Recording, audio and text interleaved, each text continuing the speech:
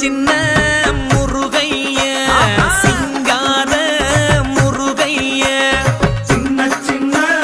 முருகைய சிங்கார முருகைய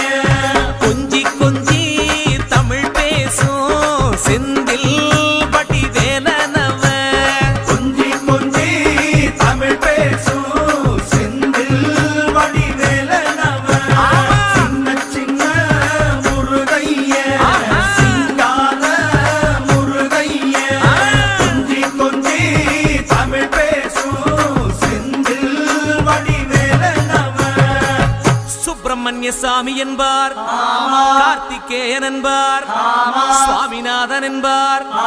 முக அமுதன் என்பார், பாலசுப்பிரமணியன் என்பார்,